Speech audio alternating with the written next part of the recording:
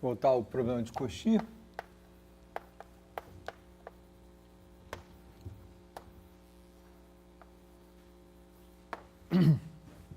Hoje ainda não, mas em breve, sempre que eu passar por alguma coisa que remete à aula passada, as figuras, eu vou comentando para vocês. Vocês vão ver. E aí, como eu planejei, no final eu repito aquela aula e a gente vai vendo as aplicações. Então agora a gente está de volta um pouco para o cenário meio que abstrato, mas onde eu puder eu vou colorindo um pouquinho em termos de aplicação, mencionando coisas, mas um pouco ainda, né, do ponto de vista abstrato e olhando coisas do ponto de vista geométrico. Então, foi o seguinte, eu vou, né, como foi semana passada, uma semana atrás, vou rever o que é o problema de Cauchy. Então, seja gama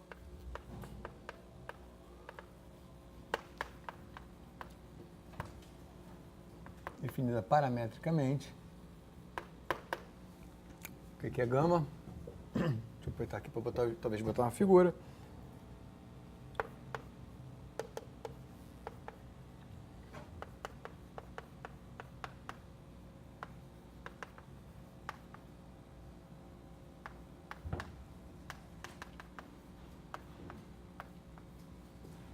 Então, se eu escrever isso aqui, antes de desenhar, parametricamente, logo o parâmetro é S, né? Aí a gente já está vendo que isso aqui é uma curva no R3, tá?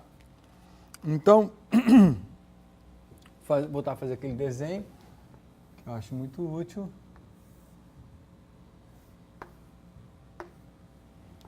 E como eu, né, vou repetir, sempre não é necessário, quando tiver aí a gente vai ver que não é necessário que Y seja tempo, mas eu vou nesse problema abstrato, porque não tem aplicação nenhuma, né, U não quer dizer onda, não quer dizer nada, eu vou sempre me referir a Y como se fosse tempo, só para facilitar, né, comunicação, maneira de passar a intuição, tá? Então,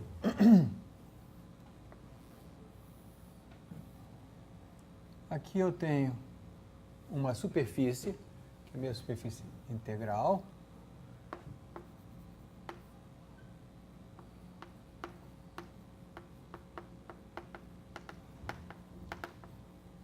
Ou seja, a solução da EDP. Essa superfície aqui. Então, se a gente soubesse a solução, a gente estaria aqui. E aí, a gente tem agora aqui uma curva gama.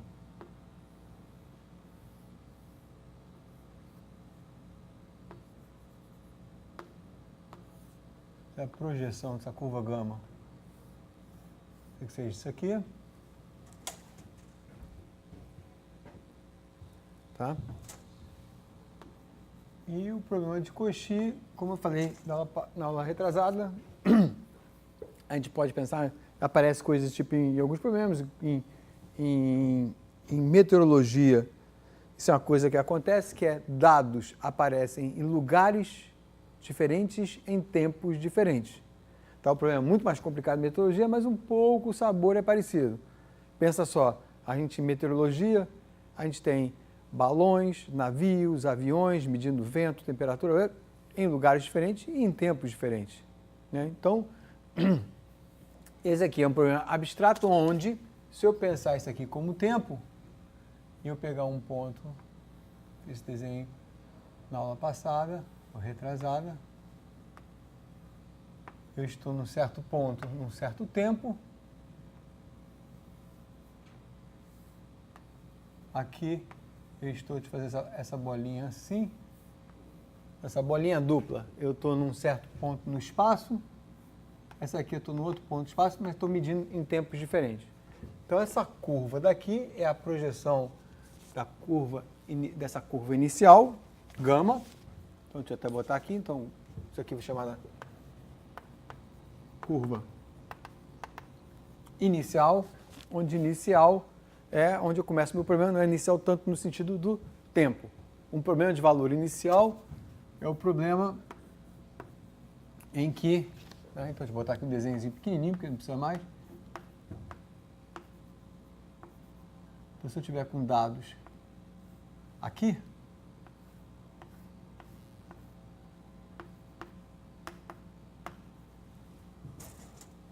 usar o mesmo código de cor. Isso aqui é um problema de valor inicial, certo? Se eu pensar, tá entre parênteses, y como tempo. Então, no instante zero, está aqui meu dado inicial, essa função daqui, u igual a f de x0. Tá? Ok, então a gente vai aprender a resolver esse problema. Esse é o problema de Cauchy. Então,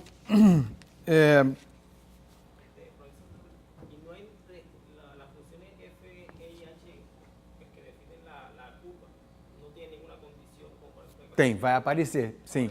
Não pode ser arbitrária. Tá? Pensa só, intuitivamente, antes a gente ver a condição que a gente vai ver. Pensa que eu não posso, de forma louca da minha cabeça, dizer que nesse lugar no espaço, nesse instante no tempo, nesse outro lugar no espaço, nesse outro lugar de tempo, eu tenho, vamos pensar em H como se fosse U, como se fosse uma elevação de uma onda. Eu tenho a elevação de uma onda que não é compatível que nesse diferencial de tempo, de espaço, a onda mude de um valor para outro. Tem que de algum, e vai aparecer já já. Mas assim, já antecipando com a intuição, a gente vê realmente, e você fez a pergunta, não pode ser qualquer coisa. Tem liberdade, mas não pode ser qualquer coisa. Tá?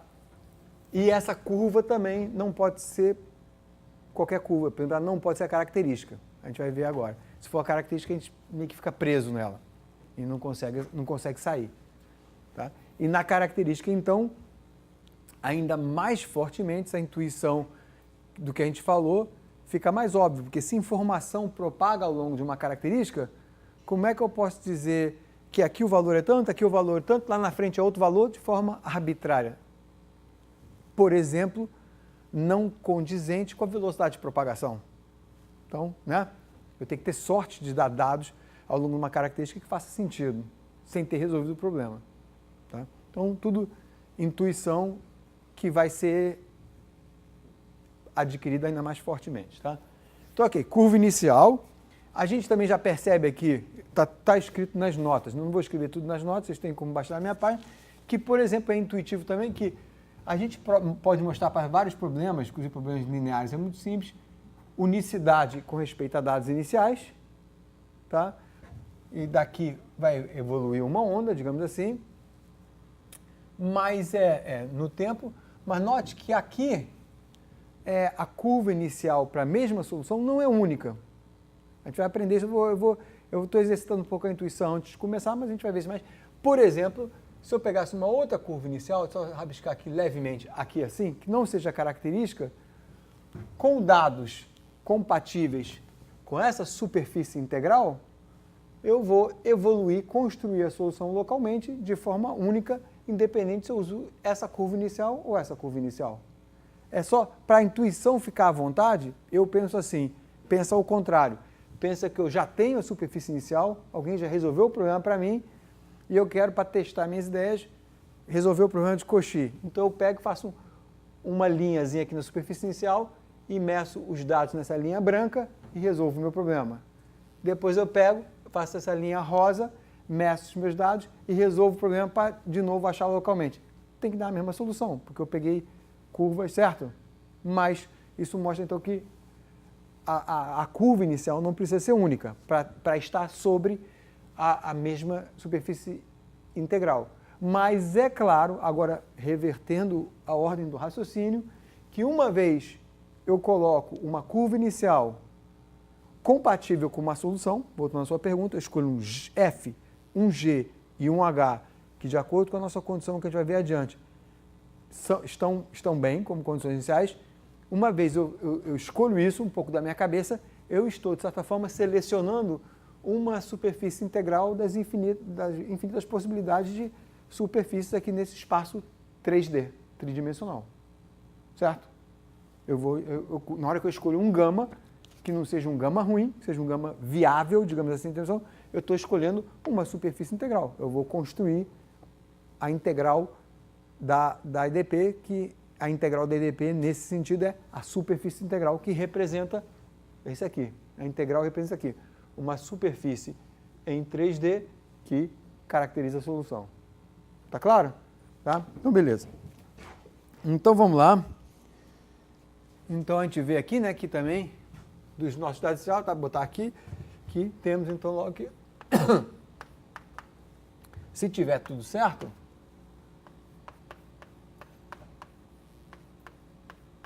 a gente quer isso aqui, certo?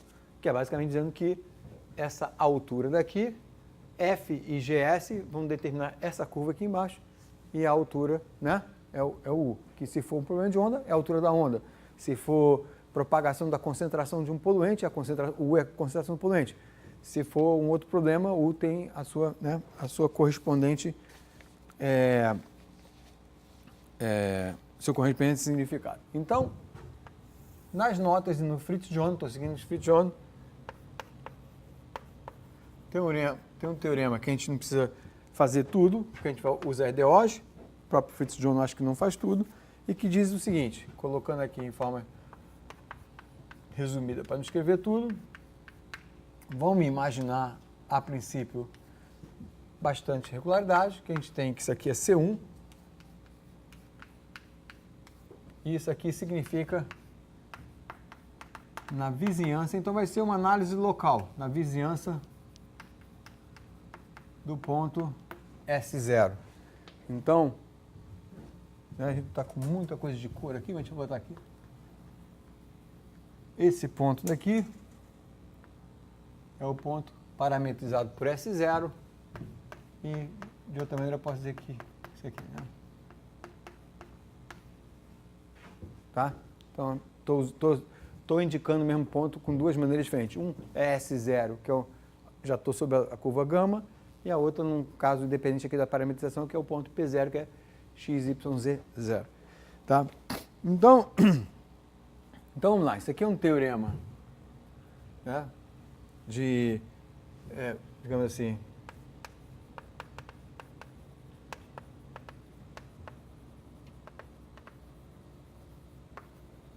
local, é simples, é uma análise bem local, vocês vão ver, e que vai basicamente pegar carona com coisas de EDOs, e aí vocês, né, eu vou mencionar, né, refresca a memória de EDOs, onde a gente precisa que o campo seja Lipschitz e tal. Aqui eu estou pegando C1, né, o livro está pegando C1, então vamos lá.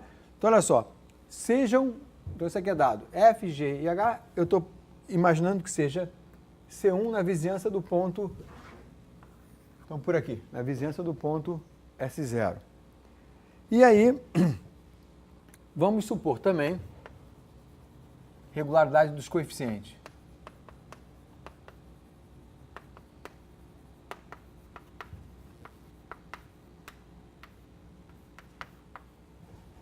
São C1, tá?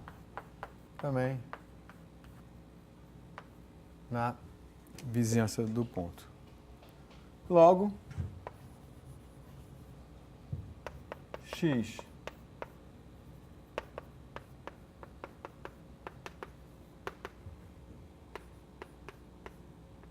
que é para minha letra não confundir X maiúsculo e X minúsculo, são as soluções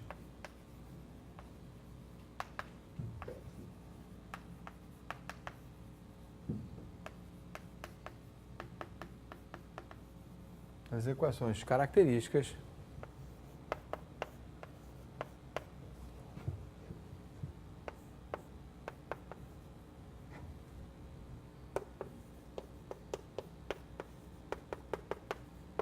eu estou abreviando, né? Porque A, B e C dependem de X, Y e U.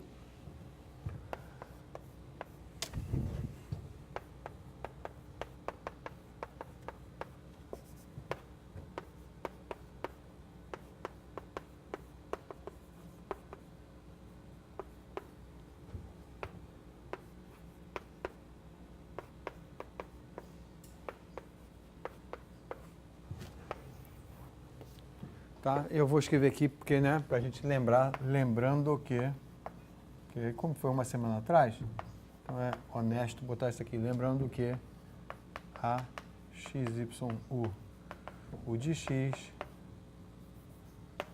mais B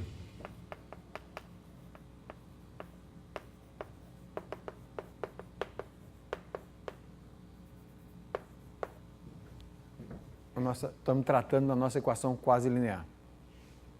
Tá bom? E aí lembrando que a gente viu aqui a interpretação geométrica, né? O vetor A, B, C é tangente ao gradiente. Ele é tangente à superfície, logo ele é ortogonal ao gradiente da superfície, que seria o x, o y menos 1. Né? Passando esse z para lá, fica u menos z igual a zero, certo? Tá? E aí foi daqui que a gente tirou a nossa característica. E agora, observem que t aqui, se eu chamar y de tempo, esse t daqui, em princípio, é um outro parâmetro. Tá? Então, de novo, como no programa abstrato, eu não podia falar de tempo em momento nenhum. Mas eu falo porque eu acho que facilita a comunicação. Espero que não gere confusão. Então, na verdade, fazer um desenhozinho aqui é como é a construção local da superfície, é assim que eu vejo. Ó, aqui está variando S, certo? E para cada valor de S, a gente sai na direção T. Então, localmente, a gente vai construindo essa solução assim. O desenho está ruim, deixa eu refazer ele aqui, porque acabei estragando o desenho.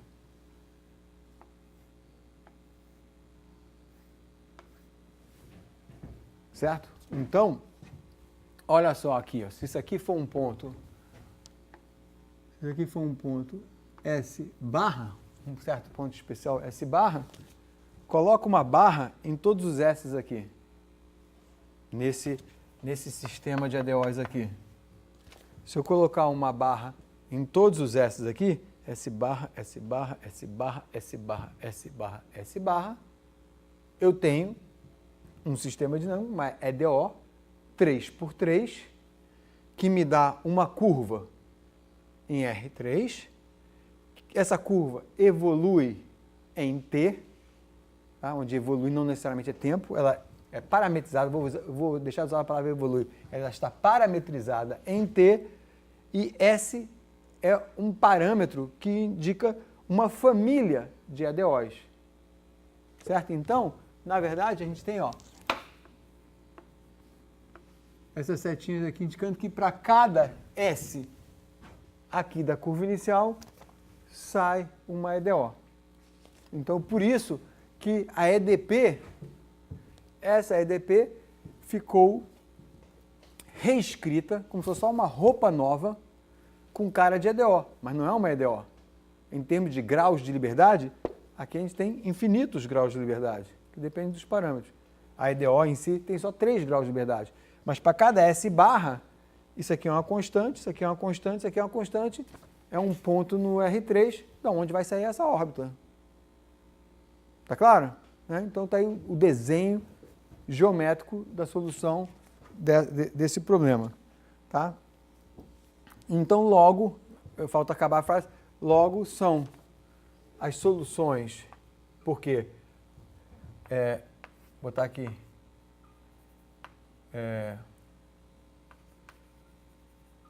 no sentido de família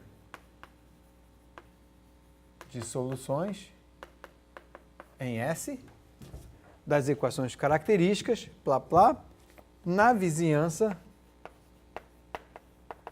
então é uma coisa local, na vizinhança de P0. Tá? Então, ok, já comentei aqui que a gente tem, que eu falei nas notas, como se fosse um contínuo de EDOs em paralelo, inclusive alguns métodos numéricos, quem sabe um pouquinho de métodos numéricos, Uma possibilidade é daqui para cá, você resolver em paralelo a EDO daqui para cá, daqui para cá, e aí, enfim. E aí construindo as coisas, né? Como uma aproximação, se quiser.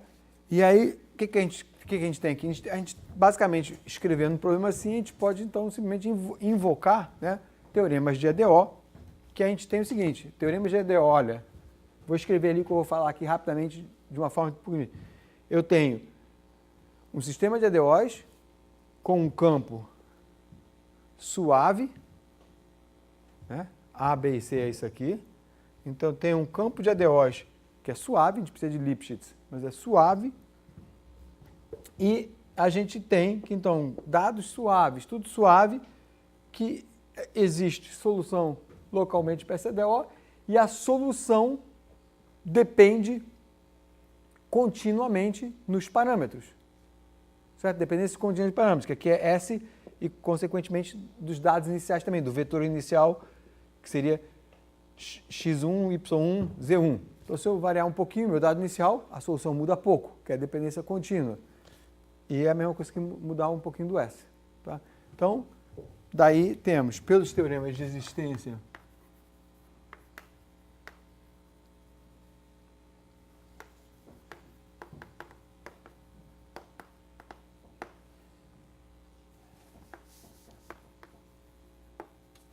de soluções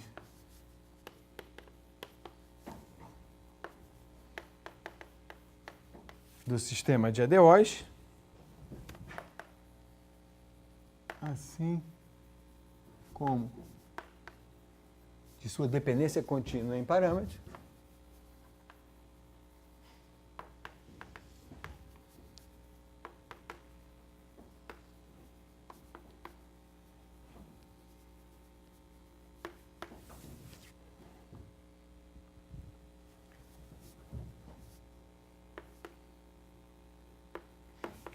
temos que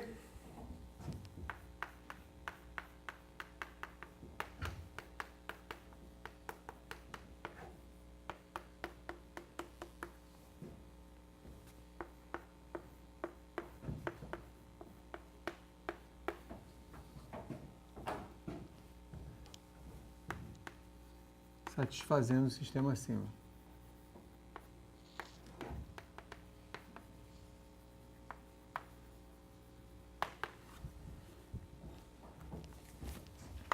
Ok? Então pegamos uma carona, porque transcrevemos o problema com uma cara de EDO, sem ser EDO, mas dependendo de uma família de EDOs, a gente localmente sabe que dá para resolver.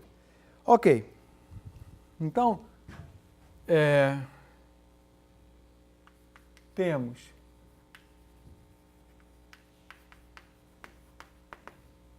uma superfície, agora denotada em vez de por S, como eu fiz na aula passada, por sigma.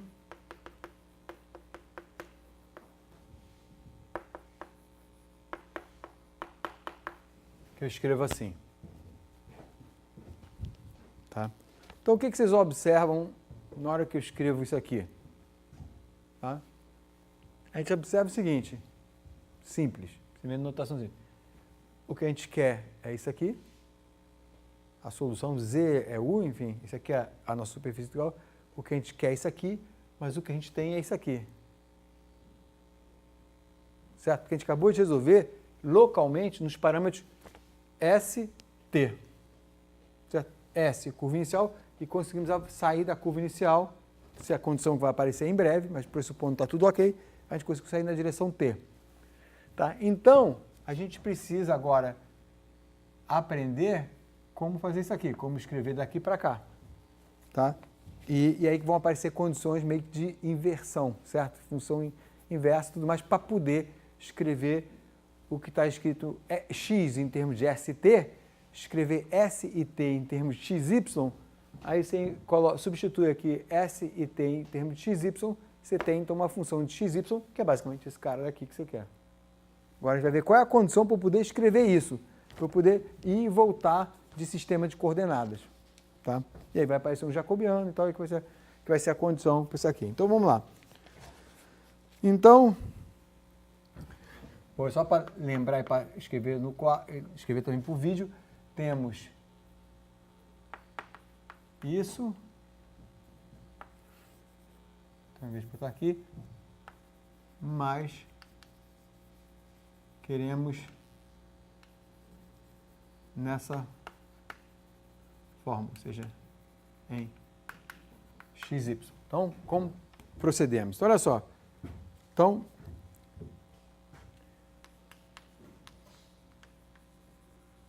precisamos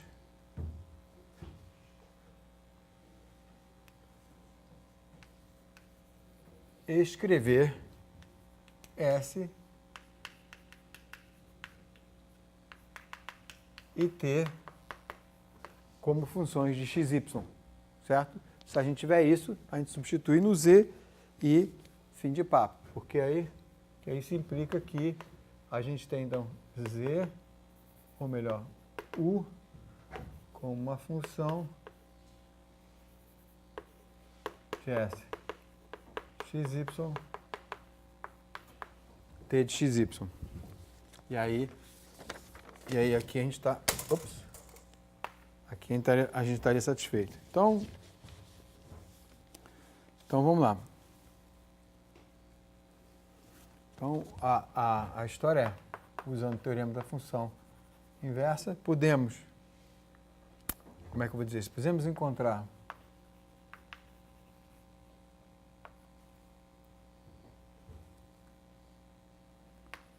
deixa eu ver se tem representações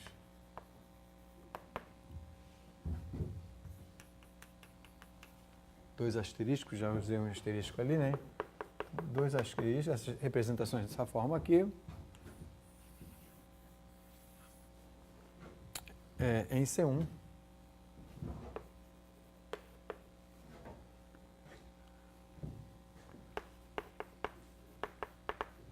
A partir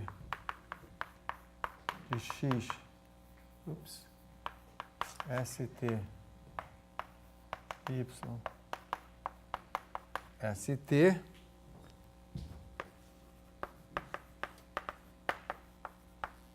na vizinhança de P0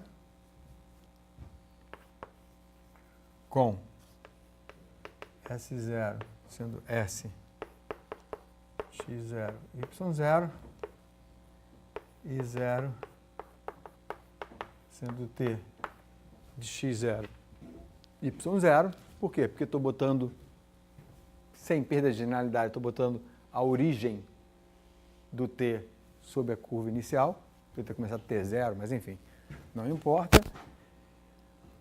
Se, então podemos contar, tá certo, se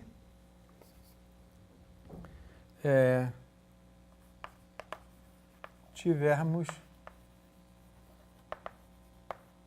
a condição do jacobiano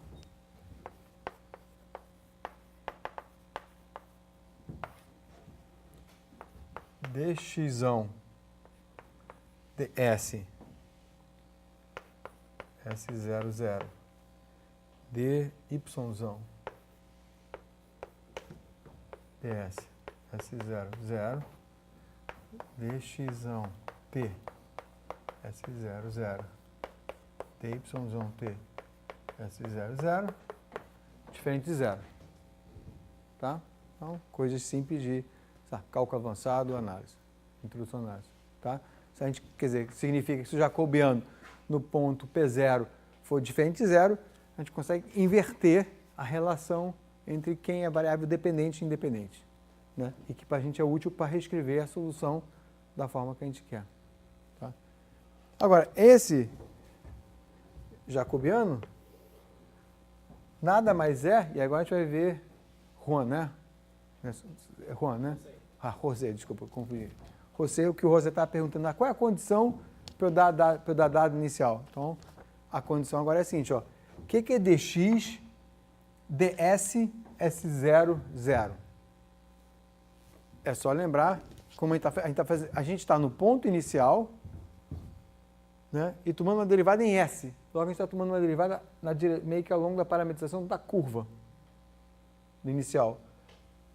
É só olhar para lá, x era f de S e y g de S. Então, beleza, vai aparecer aqui um G', um F' e um G'.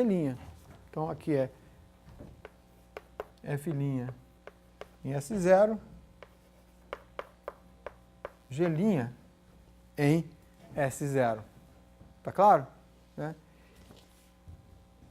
Esse cara daqui, quem eu coloco ali? Para a gente ver a cara, para a gente poder...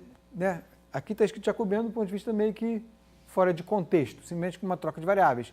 E agora, mesmo com um problema abstrato, a gente está contextualizando o jacobiano no contexto de EDPs e EDOs, onde EDOs é características. Então, já estou dando a deixa.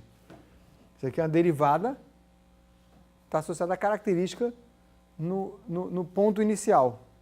Tá certo? Então, é como eu avaliar, isso aqui eu avaliar o campo da EDO no ponto de partida. Certo? Que é isso aqui. O campo da EDO no ponto de partida é o A e é o B no ponto de partida. Então, aqui vai ser A, x0, y0, z0, B, x0, y0, z0. Certo? Então, de novo, tudo muito geométrico, eu acho muito bom, vai aguçando nossa intuição. Vocês vão ver quando eu começar a falar de ondas, em algum momento, fica tudo, eu gosto, bem intuitivo. Então, isso aqui é diferente de zero. Né? E aí, deixa eu botar alguns comentários, vamos um pouco explicitar isso. Então, quando for igual a zero, tá? A gente vai ver isso. Tá? Não vou escrever aqui não, só vai ficar uma bagunça, mas deixa eu anunciar, só para já ficar na cabeça de vocês e eu vou ver. Quando esse determinante for igual a zero, o que a gente conclui? Talvez nesse momento não seja óbvio. Eu já até falei a resposta, mas pela expressão de vocês, essa resposta não vem rápido, e mesmo que venha, não é totalmente óbvio só olhando aqui, mas se for diferente de zero, tá beleza, morreu o problema, que eu consigo inverter as variáveis. Quem era dependente passa a ser independente, estava em termos de x, y, s e t. Tá? Se isso aqui for igual a zero, eu não consigo usar o teorema da função inversa. Então, me dei mal. Mas eu já avisei, eu me dou mal quando... Oi? Implícita inversa, na nota até está implícita, mas é mais da função inversa, para inverter o papel. E aí aqui, se eu tiver que esse determinante é zero, significa que F'B menos AG' é igual a zero, é uma condição algébrica que vamos usar várias vezes, mas assim, de primeira leitura não me diz nada. Tá? Não me diz nada, não sei se diz para vocês, não me diz nada. Mas a gente vai ver que isso vai estar associado ao fato da curva inicial ser característica. Tá? Não está óbvio ainda, por isso que eu quero só falar, não vou nem escrever. Tá? Quando for zero, essa condição vai estar associada, a gente vai ver já já. Tá?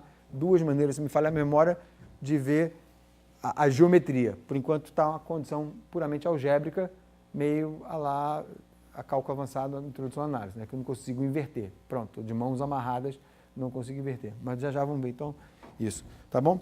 Agora, para a gente começar isso, porque depois que a gente for ver a equação não linear, isso vai aparecer, as equações características vão ficar mais complicadas quando a gente passar de sistema quase linear, que lembra, um sistema quase linear do ponto de vista algébrico já é uma equação não linear, mas é chamada quase linear.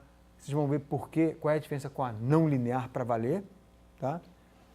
Tem uma ambiguidade para características, a gente vai ver isso, e aparecem uns objetos interessantes, são cones de Monge. A gente vai aprender isso, não sei se vocês já viram isso antes. O que são cones de Monge? Já viram o que é cones de Monge? Então, ótimo, vai ter coisa para aprender aqui. Né?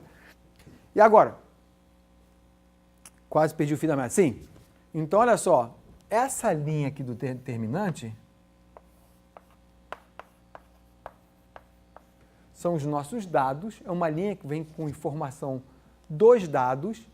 No caso não linear, e é por isso que eu estava falando isso, vai aparecer uma coisa que a gente vai chamar da condição da faixa, é só um nome agora, não tem nem como explicar, tá? Mas é a condição da faixa. Então, e essa condição daqui tem a ver com a que eu vou chamar, algumas vezes eu vou chamar de EDP inicial ou EDO inicial, não importa.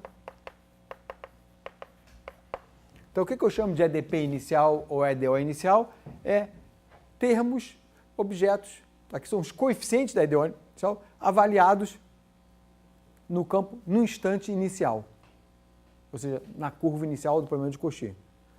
Tá? Então, eu já começo a, fazendo isso aqui, não consigo enxergar características, se eu já não tivesse visto o resto, mas já começa a dar para vocês material de que, olha, nessa condição aqui, que é do jacobiano, estão entrando informações, que tem que entrar informações do problema original, que é dado inicial, que foi o que você me perguntou, você me perguntou, dado inicial com a EDP, uma certa compatibilidade entre as duas informações, que é a dinâmica no instante inicial e os dados que eu tirei da minha cabeça a princípio. Tá certo?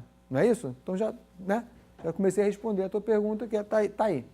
Tá? Mas apareceu de uma forma puramente algébrica. Tá? Mas vamos continuar, então. Então, ok. Então, continuando com interpretação do jacobiano ser nulo. Qual é? Então, a pergunta, né? Já comecei a responder isso, mas vamos elaborar, porque eu acho que, de novo, como essa parte é toda geométrica, quanto mais intuição a gente tiver com as contas, melhor, né?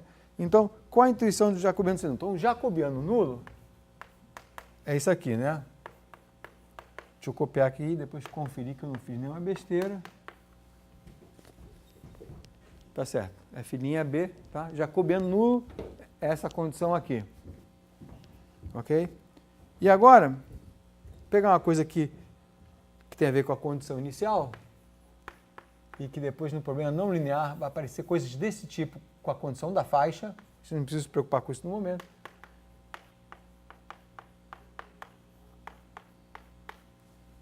Tá?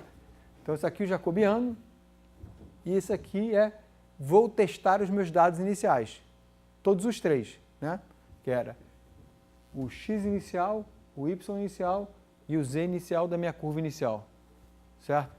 Deixa eu testar eles, vou fazer o seguinte. Deixa eu derivar isso aqui com respeito a S e avaliar em S0.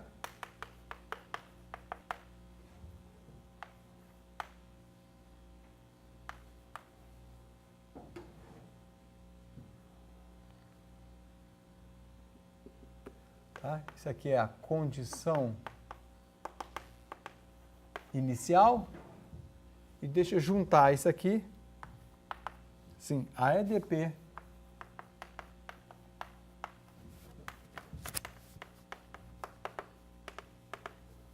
inicial. Vai fazer um sistema aqui.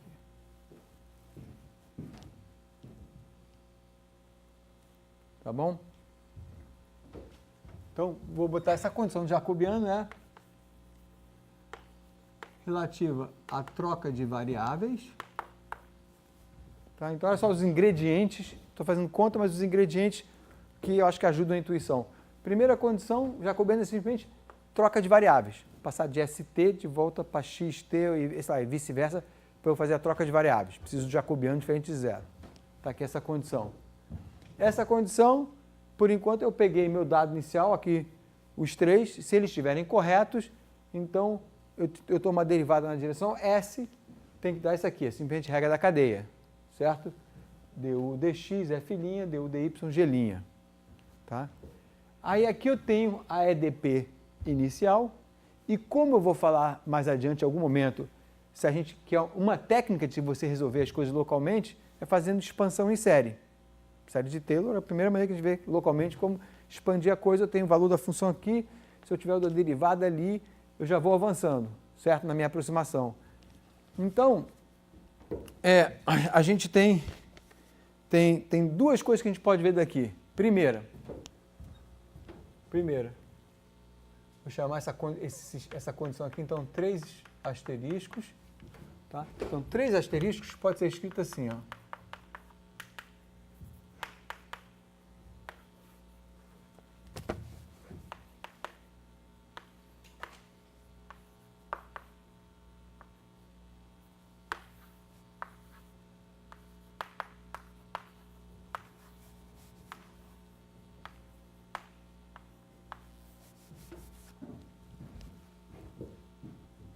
certo? Simplesmente escrevi, ops, faltou sinal de igual. Simplesmente reescrevi essa condição daqui, de testando os dados iniciais e a EDP no instante inicial, reescrevi o problema numa equação algébrica que, de novo, que se o jacobiano for diferente de zero, esse sistema tem solução. Tá? Agora, veja bem, aqui o jacobiano diferente de zero era para eu fazer uma troca de variáveis. Tá? Aqui, o jacobiano diferente de zero também tem outra utilidade, que é conseguir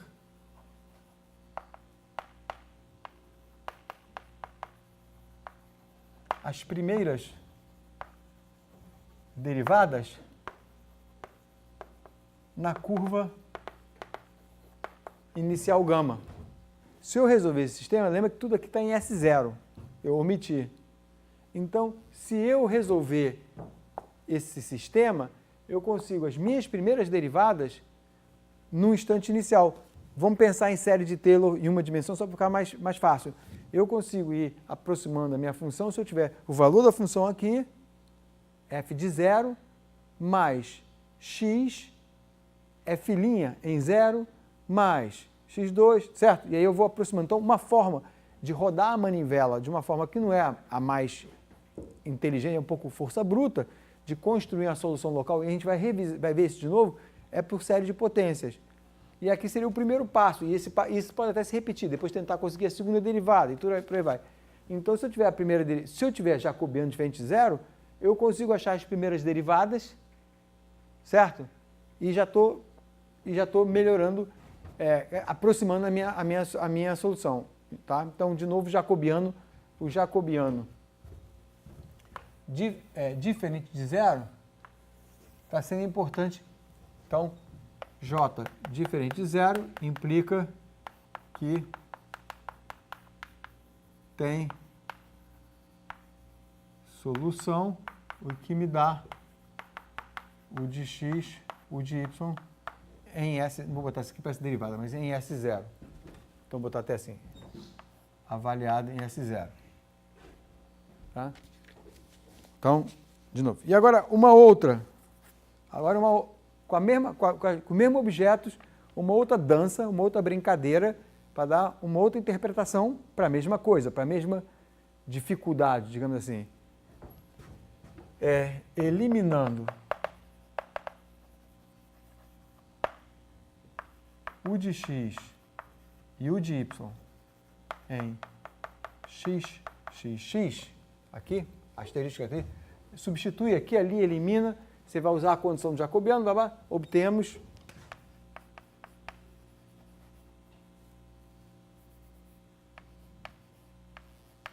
que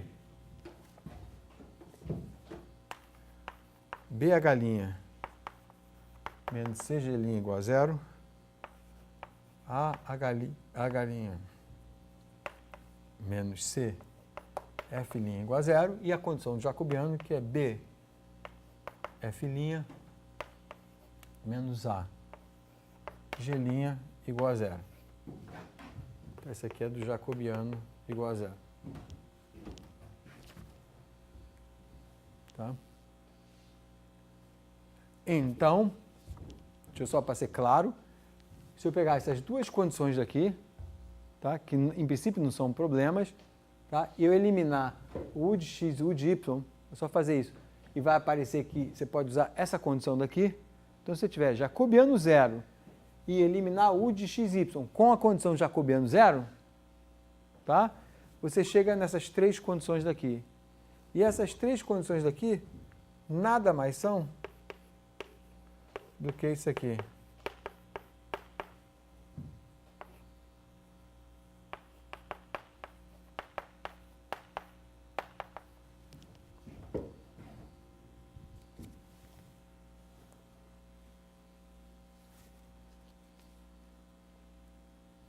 Tá? Depois eu verifico as contas são simples, mas a história que é o importante vocês entenderem aqui, tá claro a história? Tá? Ou seja, a gente está vendo as mesmas condições, eu comecei, ó, esse determinante aqui diferente de zero, igual a zero, ou melhor, diferente de zero me permite inverter relação de variáveis dependente e dependente. Beleza. Já vamos voltar a isso. Olha, mas eu posso também escrever com a condição inicial e com a EDP inicial, eu posso escrever esse sistema, pensando em série de potências, e eu vejo que eu também não consigo calcular as primeiras derivadas se eu tiver jacobiano igual a zero. Porque determinante igual a zero, nesse caso, nem jacobiano, determinante desse sistema igual a zero, que é o jacobiano. Tá? Depois, pega essas duas condições daqui, elimina u de x e u de y delas, que para realmente sair, você vai ver que usa também a condição de jacobiano igual a zero. Tá? Aí você fica com jacobiano igual a zero e essas duas condições, eliminando os caras, viram essas três condições aqui, ó, não tem nenhum x nem o y. E cada uma dessas componentes aqui igual a zero são as componentes desse vetor aqui, se eu fizer o produto vetorial dos dois. E se o produto vetorial dos dois for zero, geometricamente, o que você está dizendo? Que esses dois vetores são colineares. Quer dizer, o que, beleza, agora a gente tem a confirmação de que um vetor tangente a essa curva, que é isso aqui, é colinear com isso aqui, logo é característico. Ou seja, gama é característico. Então, isso aqui é sinônimo de gama é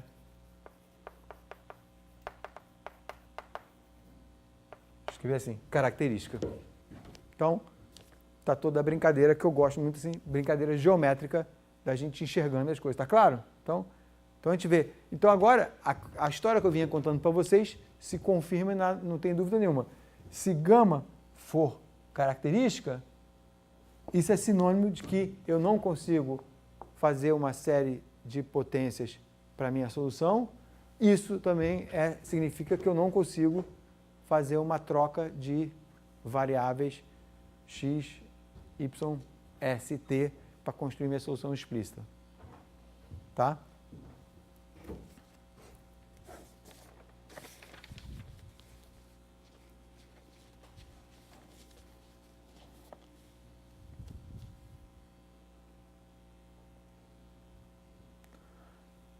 Então, uma observação.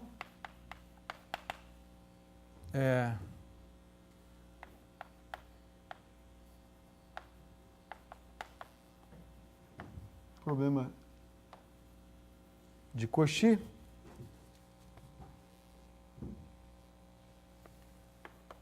Pode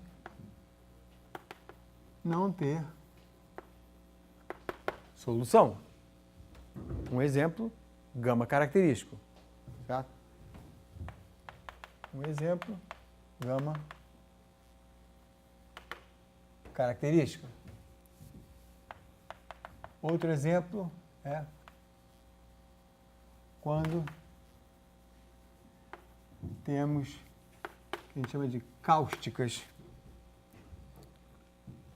ou também chamado de curva focal, que focaliza, que é, por exemplo, assim, se a gente tiver as características,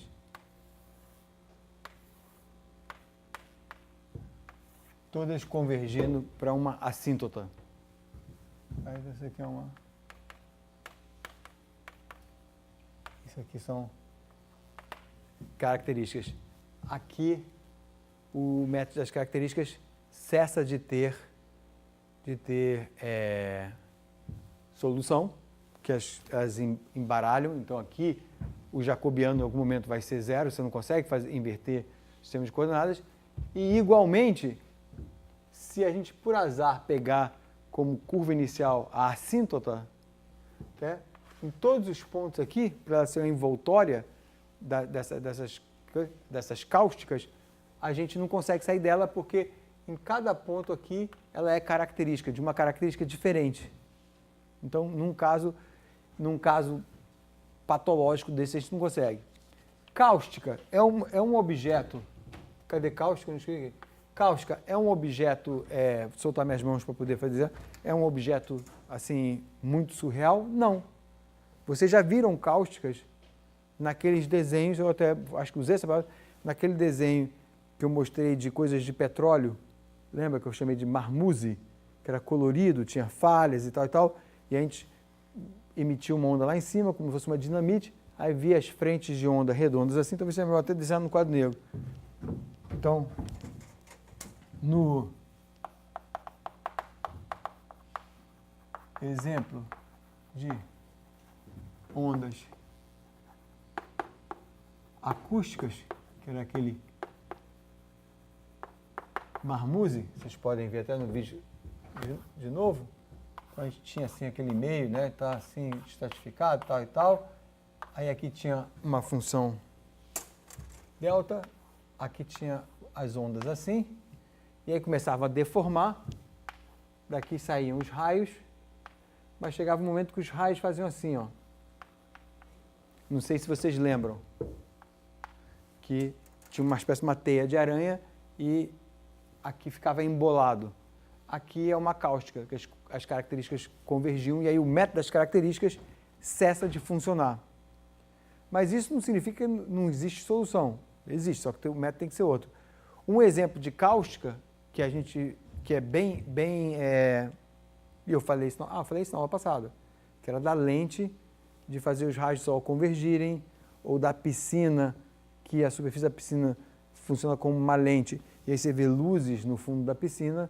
Então, as luzes no fundo da piscina, onde está mais claro, é porque os raios convergiram. Aí aquela dança de luzes no fundo da piscina é isso, são cáusticas.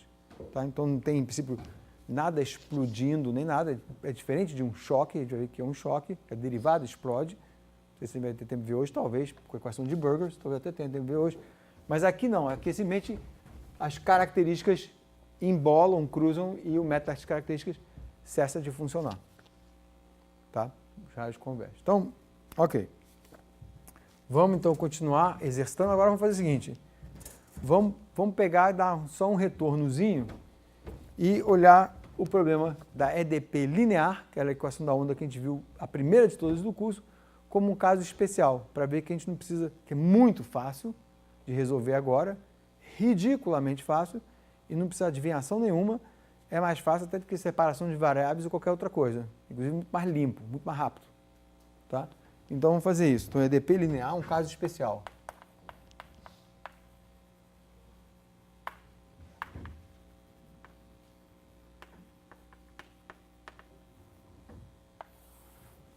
Ou seja,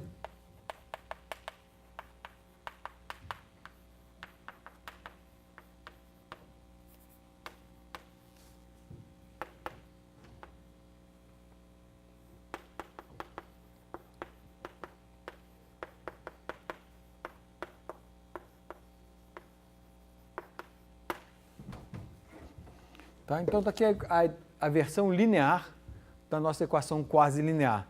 O que ela tem de linear é que os coeficientes não dependem mais de U, não dependem mais da solução. Ela é linear, coeficientes variáveis,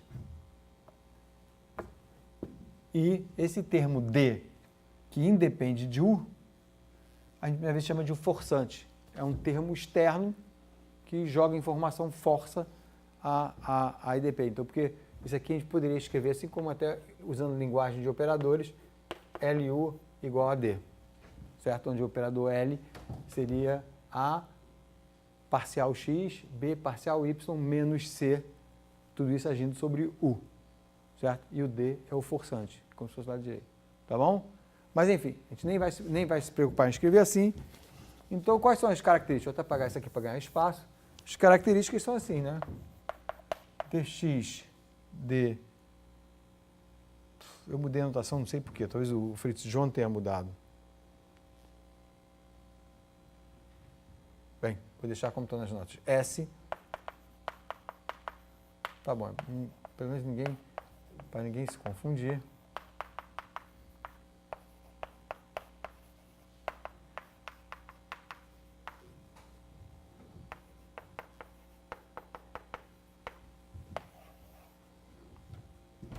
Tá? E o que é interessante é que essa parte daqui independe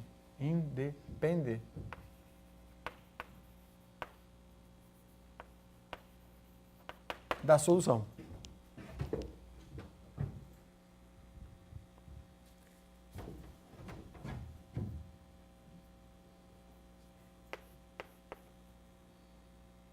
Tá? E essa parte daqui é a mesma coisa que a gente escrever isso aqui, ó.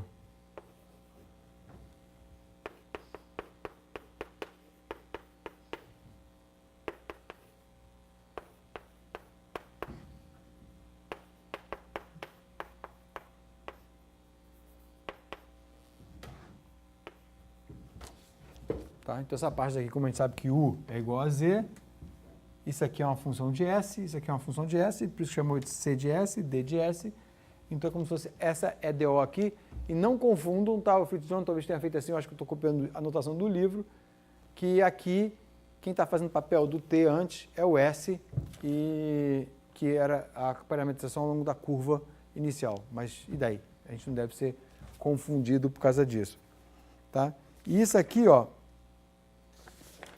independe da solução e muitas vezes pode ser, inclusive, se for útil, pode ser escrito assim também, usando o x como parametrização, se o A for diferente de zero.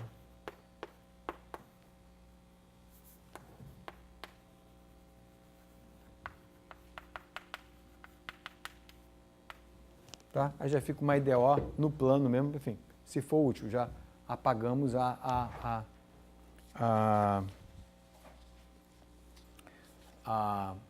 dependência do parâmetro. Então, essa parte daqui, ó, então, essa parte daqui a gente chama da projeção, das projeções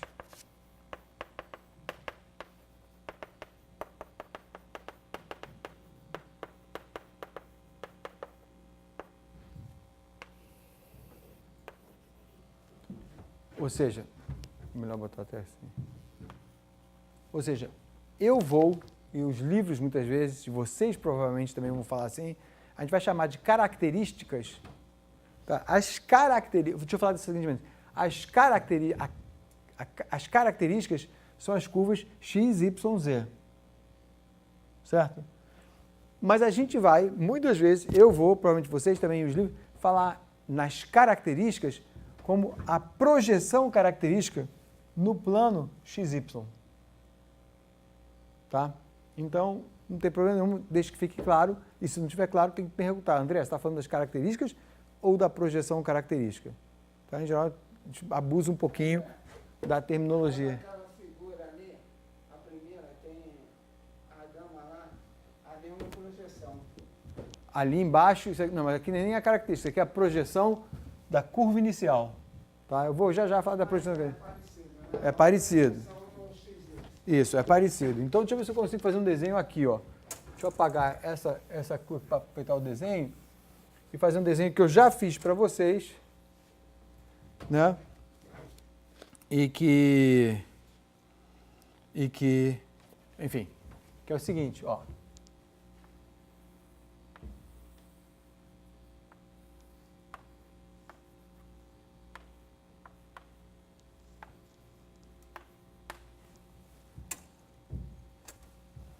Então, se eu botar aqui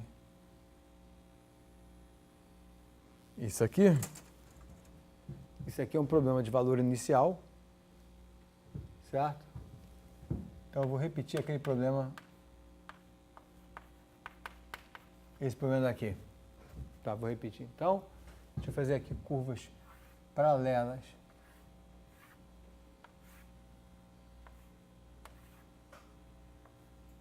ao eixo do tempo, que é o eixo do y. E aí aqui, ó, as características têm uma certa inclinação.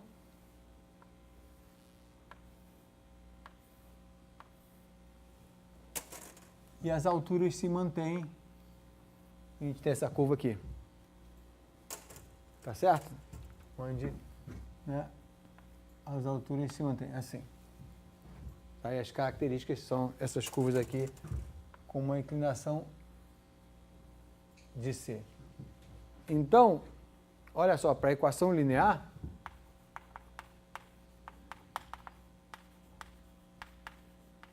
desculpa, deixa eu escrever na mesma notação, S igual a 0.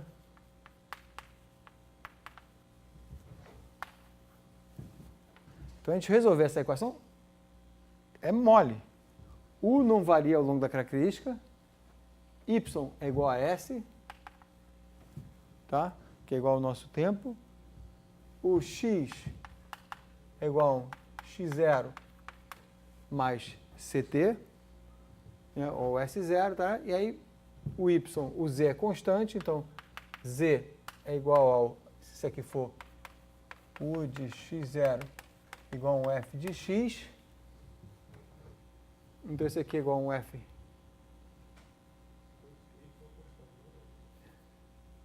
Oi?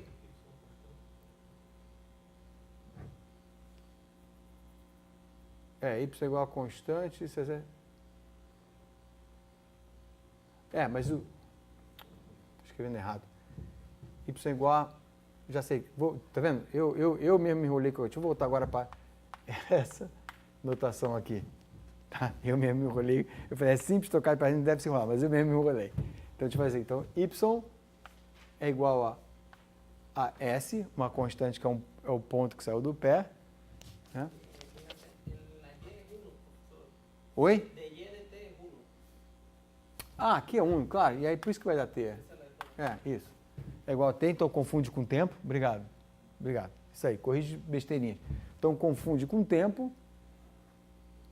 Aqui, quando o tempo é 0, isso aqui a gente pode chamar de o S0, certo? E aí a gente tem que, ou seja, F de S, e aqui é S, e a gente tem daqui que S é X menos CT, logo ZF de S, que é X menos CT, mas isso aqui é U, está aqui nossa onda que viajante do caso linear, sem precisar, fiz aqui nesse quadradinho, fora o meu erro, né, ali do ST, mas sem precisar separação de variáveis, que tem que usar a série de Fourier, voltar e tal, muito simples, né? E muito intuitivo, porque estou dizendo que o U não varia ao longo das características, a característica tem, o Y se confunde com o T, e a característica tem inclinação seca como velocidade viaja. Aí agora, deixa eu ver como é que a gente tem tempo, tem um pouquinho de tempo, a gente vai ver já a equação de Burgers, né? A gente pode ver o caso, vou desenhar rapidinho um caso multidimensional, mas a gente vai ver a equação de Burgers quando esse C daqui muda para U. E aí a equação é quase linear. Tá? Então vamos lá.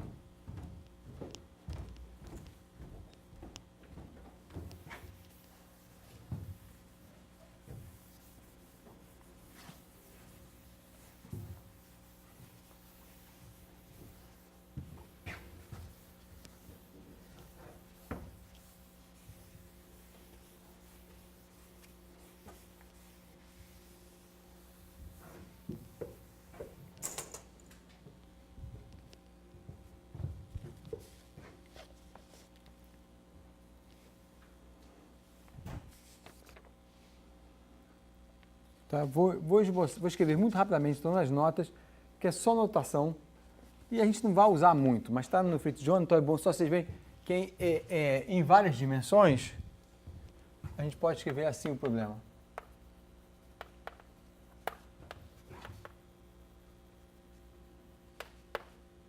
Vou botar aqui só um esboço, porque gasta esse tempo com a notação, mas na verdade, intelectualmente, não tem, do que a gente viu, não tem muita novidade. Então, se a gente tiver a seguinte ADP, quer dizer, pelo menos porque a gente vai precisar nesse curso, tá? A gente pode escrever, e eu quero fazer depois a ADP na próxima argumento não linear, então a gente pode, vamos supor que a gente tenha esse problema aqui, ó.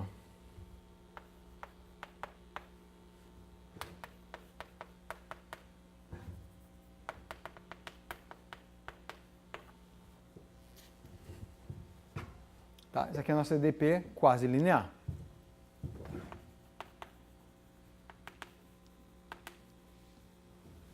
Então, mole, muito fácil de escrever as EDOs características, que agora a gente vai usar tudo com X.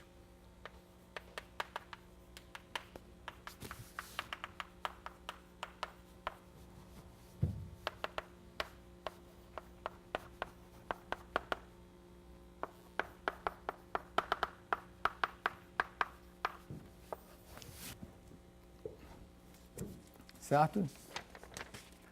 O problema de Cauchy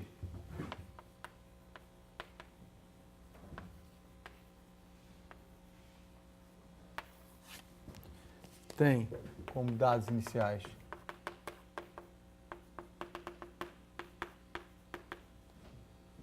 é em S.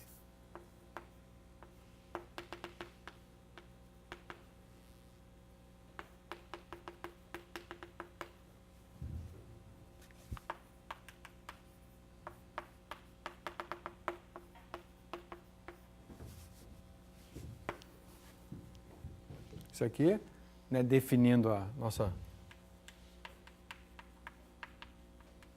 superfície ou variedade inicial, né? Gama, e aparecerá a mesma condição do jacobiano, que vai ser assim.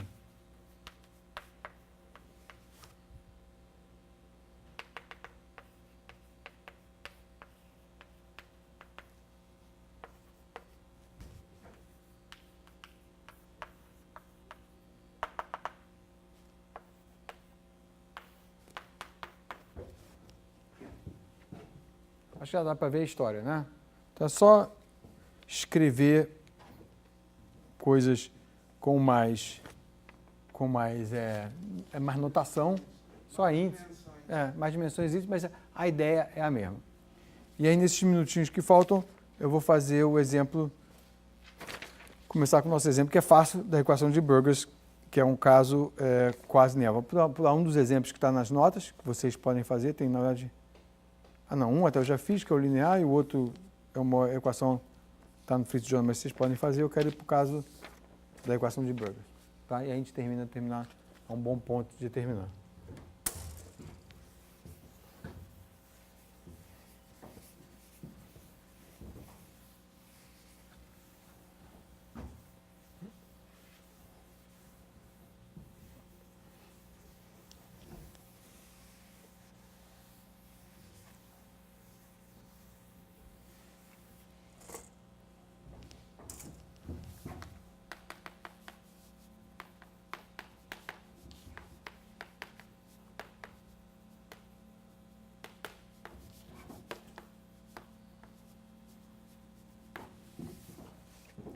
Tá, então, um comentário. A equação de Burgers, antes de resolver, que varia muito. Então, a equação de Burgers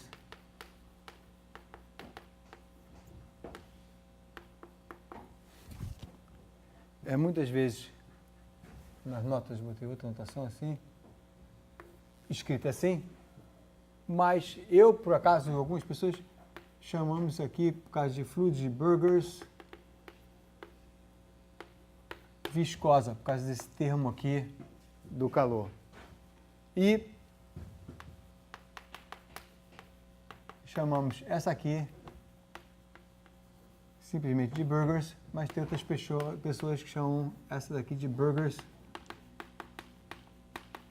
invícida e a de cima de Burgers. Tá?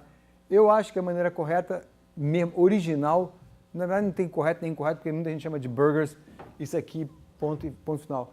Mas a maneira correta, historicamente falando, é de chamar de Burgers essa aqui, porque Burgers queria estudar, o Burgers que propôs essa equação, queria estudar essa equação como um modelo simplificado, onde você tinha não linearidade e viscosidade simplificado com respeito a quem? A Navier-Stokes, que é uma equação muito complicada. Então, historicamente, de fato, essa aqui é a Burgers e essa aqui é a Burgers invícida. Mas muita gente, como eu, chama essa aqui de Burgers e essa aqui de Burgers viscosa. Então, se alguém falar para você, estou estudando a equação de Burgers, na dúvida pergunta com o termo de difusão ou sem o termo de difusão. Tá? A gente vai aprender depois, isso aqui é a equação do calor, então, isso chama termo de difusão e, no contexto de fluidos, faz o papel parecido com o da viscosidade. Quem não sabe fluidos não precisa se preocupar, só informação cultural. Tá? Então tá, a equação de Burgers que a gente vai estudar aqui é essa, que é a hiperbólica, que é do tipo que a gente estava vendo, essa aqui tem a derivada de ordem mais alta, a história é outra, tá? E vamos ver, então, como é que a gente estuda essa equação daqui? Problema de valor inicial.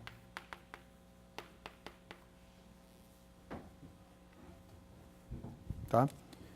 Então, problema de valor inicial, vamos estudar isso via método das características. Então, temos aqui, né, onde, eu posso escrever aqui para facilitar a nossa vida, organizar, onde x é igual a s, y é igual a 0 e z é igual a h de s. Essa seria a nossa gama curva inicial e, nesse caso, realmente PVI, problema de valor inicial. Não é o caso mais simples, problema de Cauchy. Tá? Resolver esse problema é muito fácil. Equações características.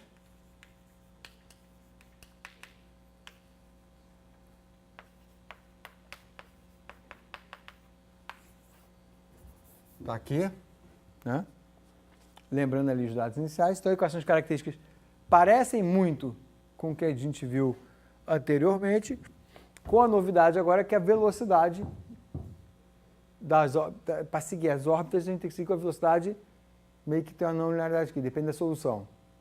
Mas olha, se a gente agora resolver essa equação de baixo para cima, ela fica muito simples, porque aqui a gente vê que ao longo de características, tudo está escrito assim, na verdade, só para notar, isso aqui é dz de x ts, y ts dt, certo? Usando notação de EDO, isso aqui está dizendo, eu quero calcular o z, como é que o z avança em t, para um ponto que estava em S no instante inicial, e y, né, no S no instante inicial, onde aqui na verdade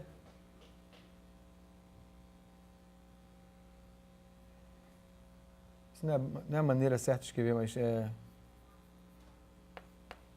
o P0, né, porque não é. Ou, enfim, podia ser S, mas enfim, no ponto inicial P0. Tá? Na verdade deveria ser S, depende de que S eu estou. Não tem problema de escrever em S. Tá? Então vamos lá. Estamos resolvendo aqui. Isso aqui me diz que Z de t é constante. Então ele vai ser igual ao Z0 na minha notação, que é a mesma coisa, e agora eu vou consertar, vocês vão ver, que é igual ao H de S. Tá? Um certo S. Podia botar esse zero, mas deixa eu deixar o zero solto.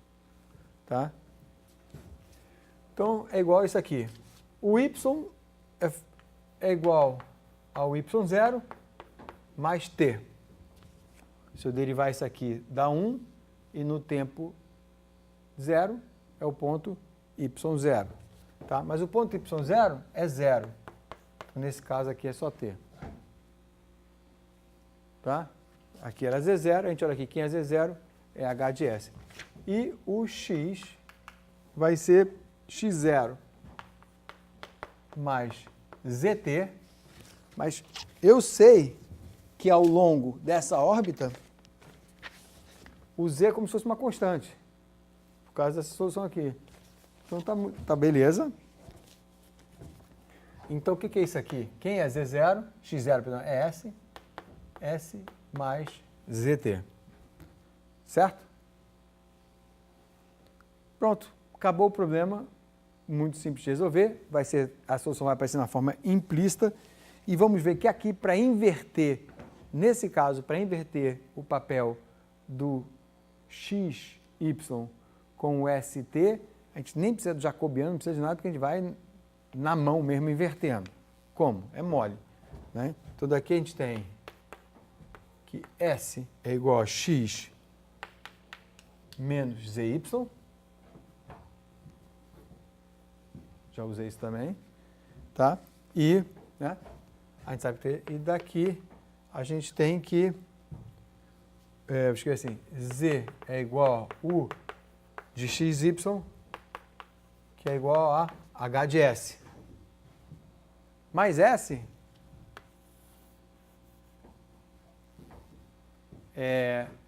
e aqui eu devia ter botado o Y, enfim. Mas está claro para vocês, né? O Y está fazendo papel do tempo. Está claro aqui? abusei um pouco da notação. Tá? E aqui o S, então o Y, né, que é a mesma coisa que o T, vai ser isso aqui. Então a nossa solução é que U é igual a Y, ou melhor, U de XY é igual a H de X menos, não, U de XT, tá? Aqui eu deveria botar T também, desculpa, é igual a isso aqui. Né? E aí, a gente vai ver algumas dessas coisas na aula que vem. Olha a diferença desse problema. O caso linear que está desenhado para lá. Então aqui é tempo. Se eu botar o mesmo dado inicial,